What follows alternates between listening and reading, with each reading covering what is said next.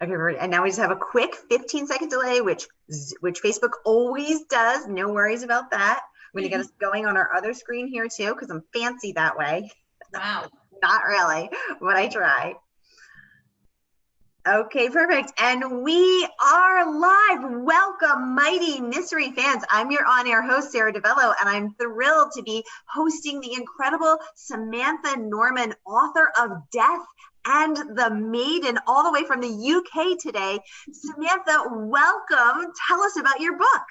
Thank you, Sarah. Well, it was a huge sort of labor of love because it was finishing off a series that my dead mother wrote. In fact, that's how I got into writing novels in the first place. She died halfway through a book, so I finished a standalone novel that she was writing when she died, and then I was asked to complete her series, the Mistress of the Art of Death series. So there was a sort of a lot riding on it, so it's kind of a relief to have it done.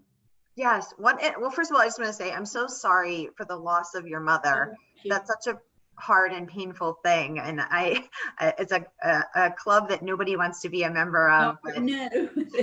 I am also a member, having lost my mother, and it's just it is a strange and terrible thing.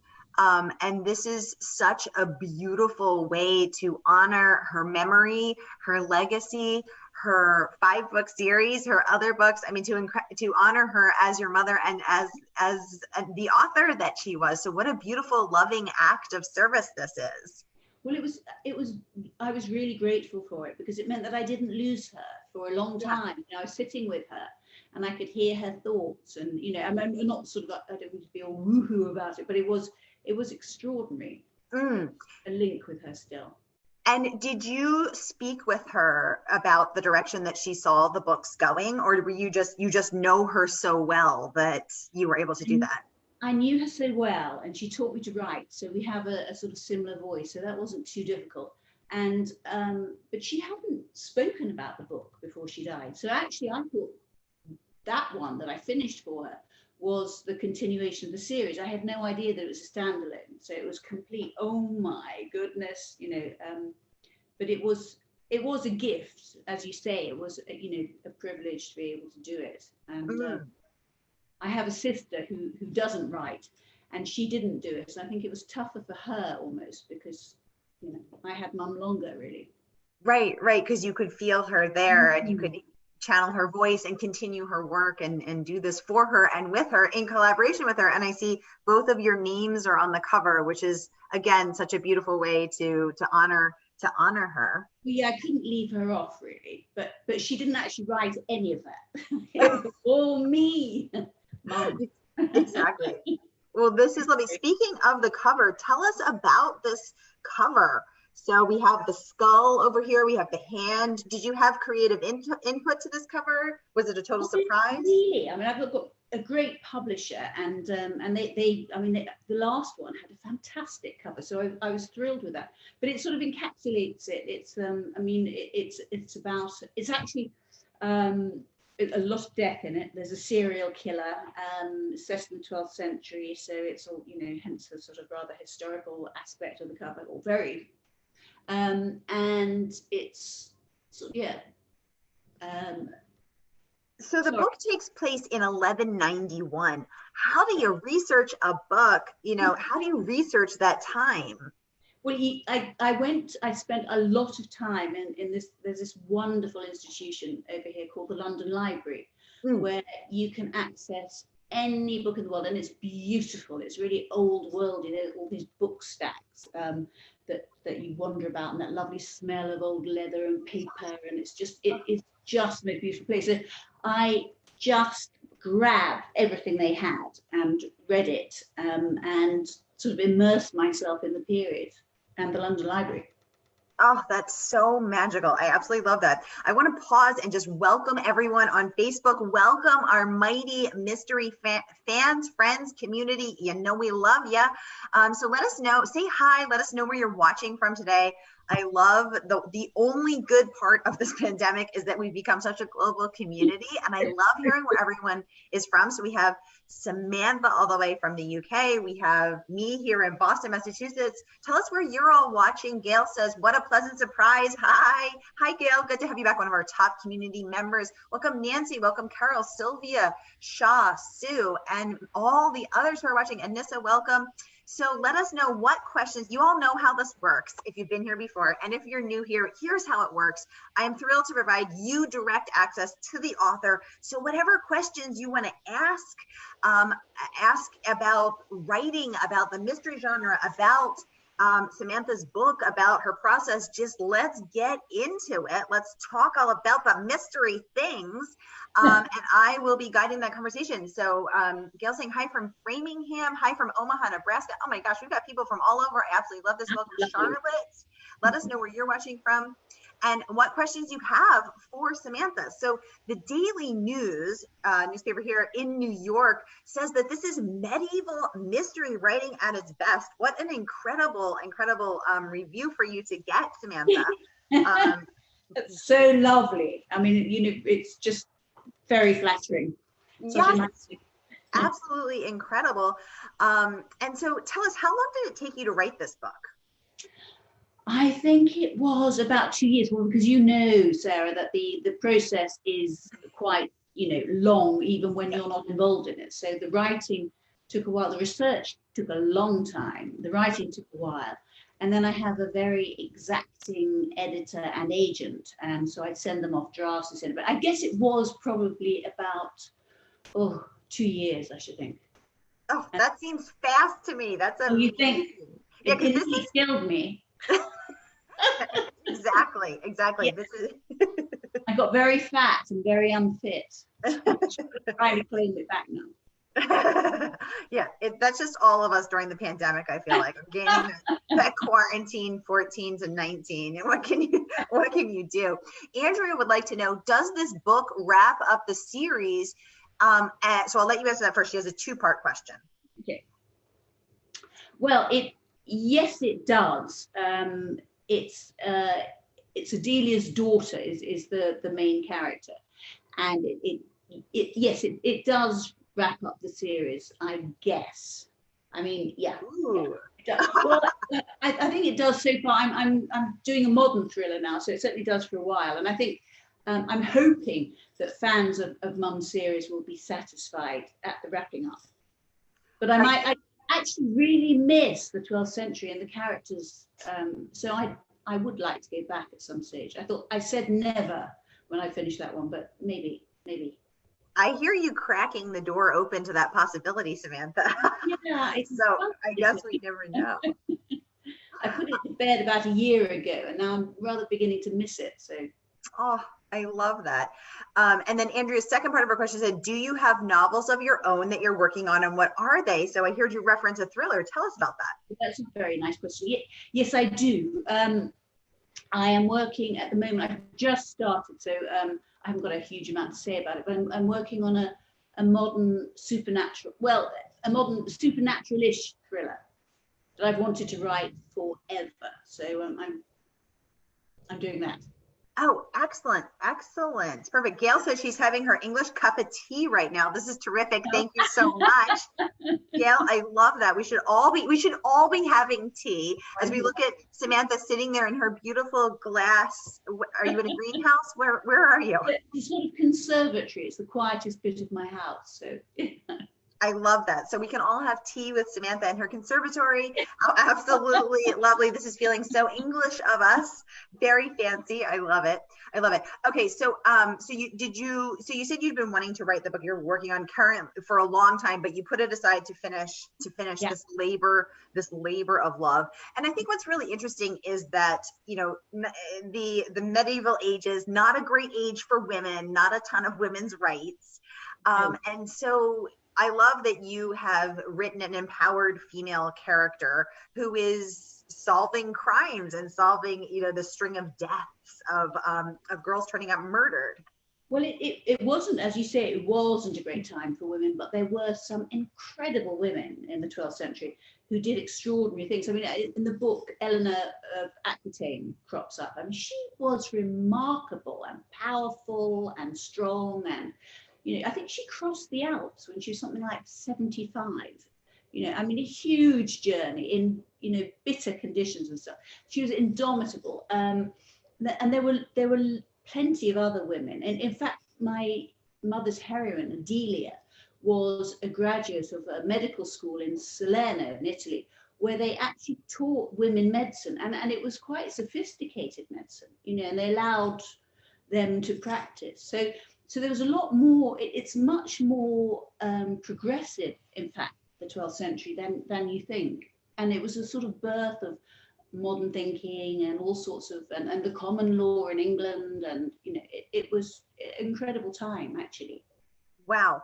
Now, that medical school where women were allowed to go that you referenced, is that a true thing? Is that from? Yeah, it is a true thing. Yeah. And they taught women, which was, just didn't happen elsewhere. So, yeah. Wow, I had no idea that there was a school who was taking female students, let alone a medical school. That's incredible. Absolutely. And they used some really advanced medicine as well. It was quite extraordinary. Yeah, absolutely. That's really cool. And I love how you wove that in, into this, into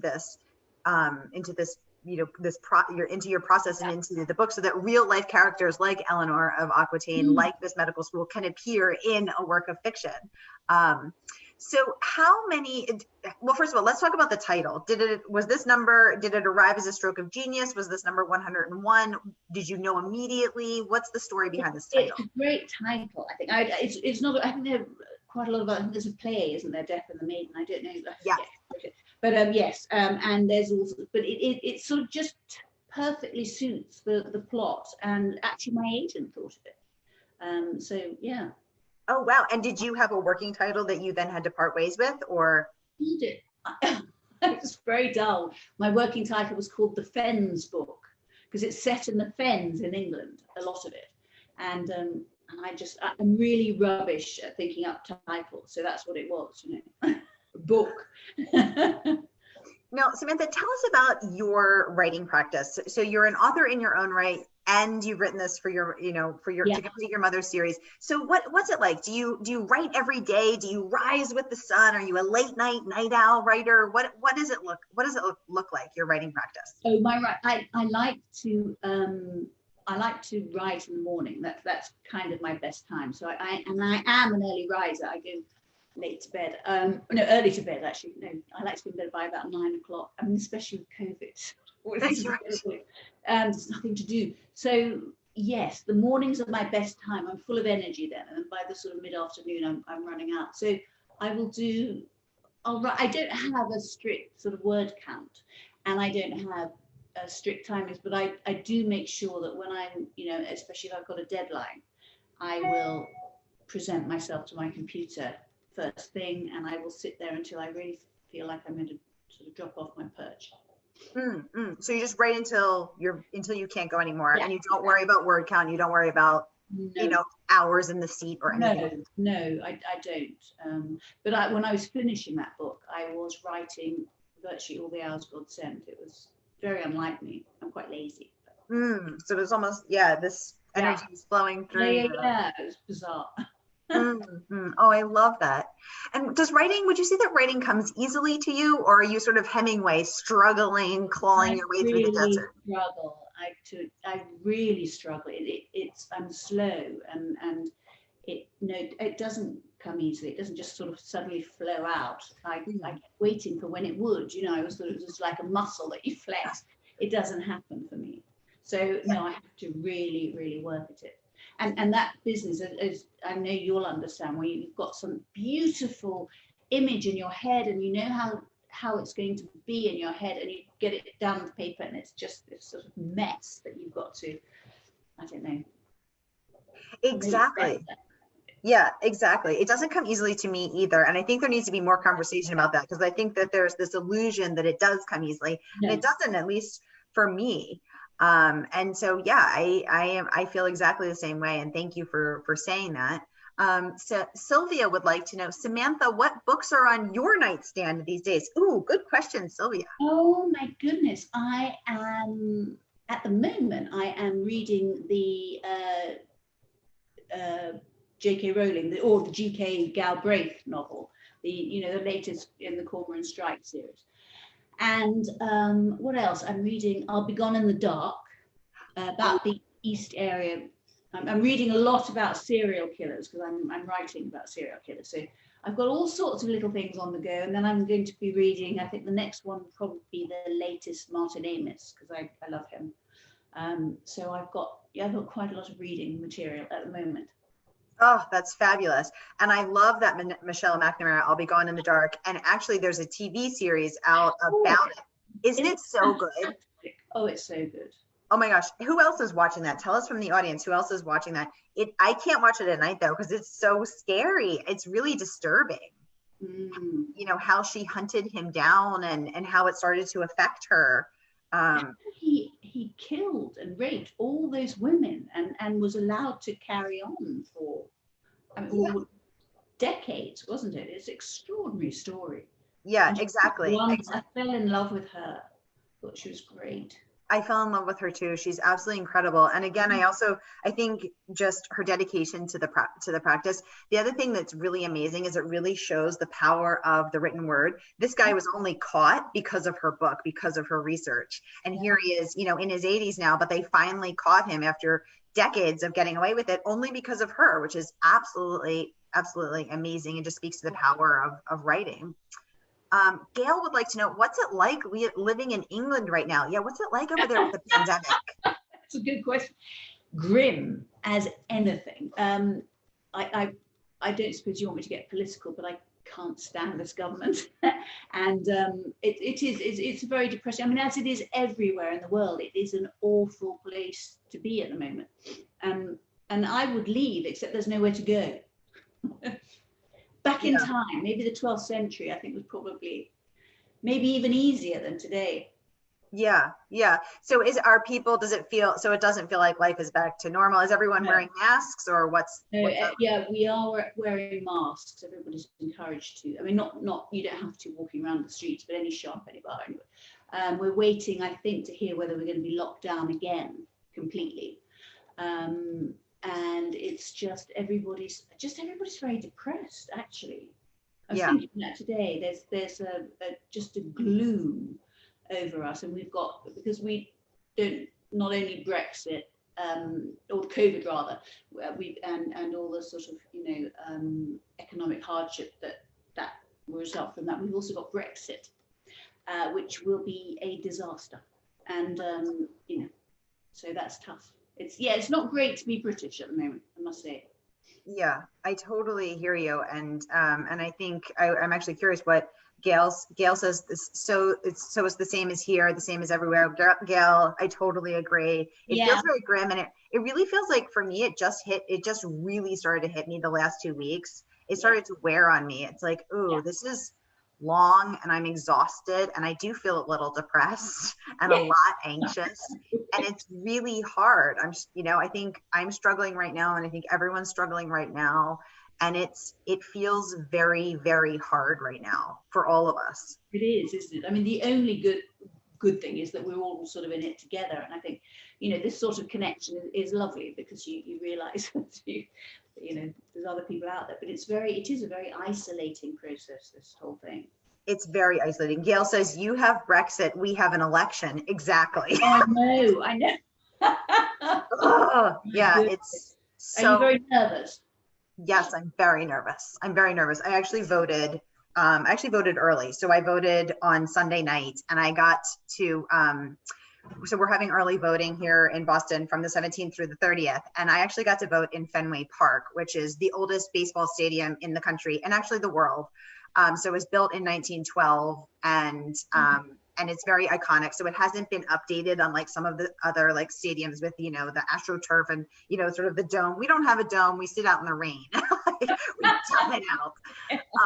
And to go there and to go into, historic, iconic Fenway Park and to be able to cast my ballot there in such a consequential election in such a historic, iconic place, I cried. I actually cried, and I cried off and on because it just was so magical. And it's so big, this one too, isn't it? There's an awful variety. Yeah, exactly. And it feels like the world is so perilous and so precarious and everything feels so intense right now. So I'm always sort of like one news headline away from a good cry. It's good to cry. You've got to let it out. Exactly. Let it out. Exactly. Gail's saying that's very cool that I got to vote at Fenway. Oh, thank you, Gail. She voted by mail.